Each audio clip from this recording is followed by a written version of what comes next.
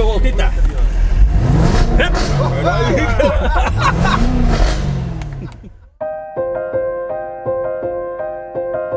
Redesigning a modern classic has to be one of the most difficult, thankless tasks out there, but time waits for no man, and that's exactly what Jaguar has had to do with this, the brand new F-Type.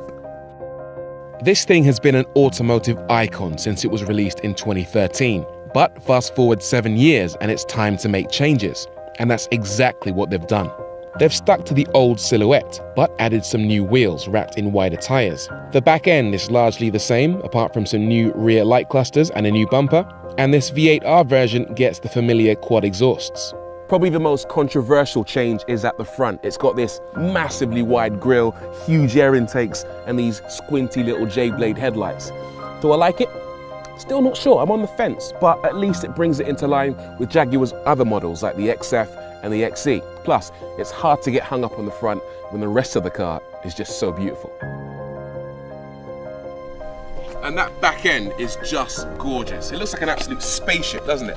Plus, speaking of exhaust pipes, a lot of you watched my preview video and accused me, little old me, the most honest man in motoring journalism, of faking the exhaust noise. I'm not having that. Cameraman, come here please.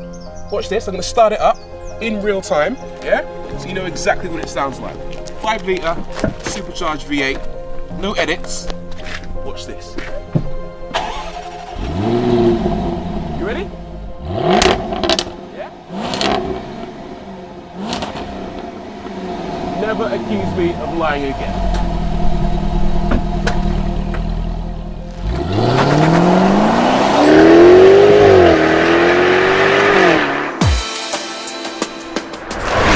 So for 2020, the F-Type is powered by a couple of different engines. One is a 2 litre 4-cylinder. That's not this one. And then there are a couple of V8s. This is the big dog, the V8R. 5 litre engine, supercharged, noise, fury. You know the recipe. And you can probably guess the result as well. 0 to 60 in 3.5 seconds and 186 miles an hour flat out. And it's no surprise it's that quick because it makes 575 horsepower and 700 Newton meters of torque.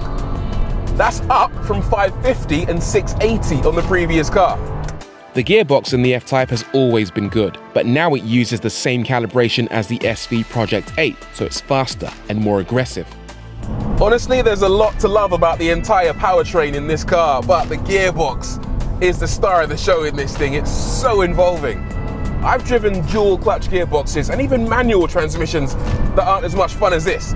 You fire a pistol and you get a recoil, a vibration through the machine, and in this, it's exactly the same every time you change. Bang!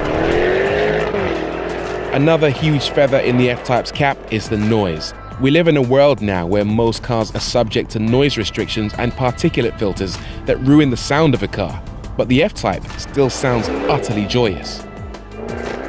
I've always said that the noise has always been the F-Type's biggest party trick. Bangs when you upshift, crackles when you lift off. It's such a theatrical engine and it sounds glorious. It sounds like a dinosaur gargling a bag full of hand grenades.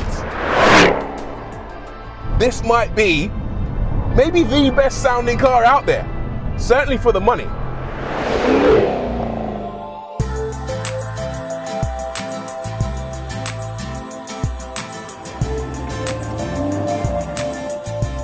For any of you that might be worried about whether this thing might be a little bit too obnoxious, don't worry about it. They've actually toned it down a little bit in comparison to the previous F-Type.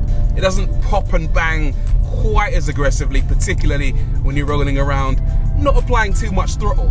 Let's just say that the previous version was a little bit prone to setting off car alarms every single place it went, but the new one, you can drive it without looking like a complete thug. Now, as always, the car actually comes with a button to make the exhaust quieter. You can actually press it when you don't want to scare people or annoy your neighbors. And they've also installed a quiet start mode. So when you hold the exhaust button down as you start the car, in theory, it will start the car without it being too loud, which is great if you want to set off early in the morning without waking up your neighbors.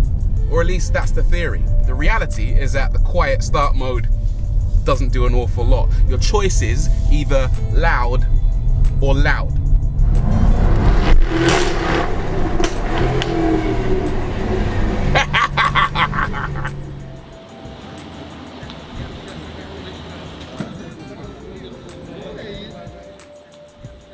if you really want to turn heads, then you're going to have to spend a little bit of money. This standard car starts at £97,000, but obviously this isn't the standard car. This has a few upgrades, starting with this gorgeous Sorrento paint, £4,500. Fixed panoramic sunroof, £1,300. The black pack, which gets rid of the chrome around the window surround, the vents, the leaper on the rear, and around the grille at the front, a pretty reasonable 265 quid. All in all, this car will retail for £110,000. They think it's worth every penny, clearly. Inside, the new F-Type features the same basic layout as before, but now has nicer materials, some really good sports seats on the R version, and some great new technology. The new tech is a definite highlight. I'm not saying it's cutting edge, but it's nice to see that they've made some progress. One of the things I really like is this new digital instrument display, which shows you a big, nice, clear rev counter, as well as your speed, and a nice little map that shows you where you're going. You also get a much better infotainment screen. It's much bigger than before and supports Android Auto, Apple CarPlay, and it has Spotify baked right in. You don't even have to pair your phone. You can listen to streaming music on the go. Works brilliantly too. The only problem is we're being spoiled right now. There are quite a few car manufacturers including all this stuff and more, like voice assistants and gesture control, and part of you starts to expect that level of technology, especially if you're really into your tech. But the F-Type isn't all about tech. It's less focused on the distractions that take place inside the cabin and far more focused on keeping the driver entertained where it matters, on the road. What the F-Type does best is it drives superbly. Don't be fooled by the looks. This is not a track car. This is more of a GT car that's comfortable for cruising around in and looking good in, but that also rewards you for driving a bit like a hooligan whenever the mood takes you. It behaves a lot like the previous car, but this new version has an updated chassis and updated dampers. Without boring you with the details, what it all boils down to is that the suspension is now softer at the front and stiffer at the rear. Ultimately, what that means is that you get better control of the contact patch at the rear. The tires are now 10mm wider, but the new suspension setup gives you a more predictable, more progressive oversteer when you're at the limit. The suspension is a little bit on the soft side. There's a little bit of body roll when you go through bends, but nothing alarming. It just feels like it's really well tuned to the road. The steering feels a little bit better than before as well. There still isn't an awful amount of feedback. You can't really feel how much grip you have at the front end, but it's faster, it's much more direct. My experience of the previous F-Type was that you tended to need little micro adjustments mid-corner. With this, it seems to go through the bend just in one motion. It's nice and smooth and flows a little bit more predictably than before. If there's one weak point in this car, I'd say it's definitely the brakes. There's been a couple of times in my drive today when I've had to go for a little cool down lap, shall we say, to avoid the prospect of, fire. But Jaguar do offer the option of carbon ceramics. Tick that box.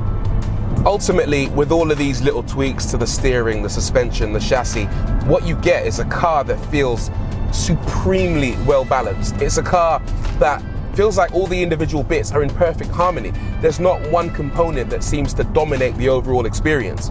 I mean, apart from the gearbox is phenomenal.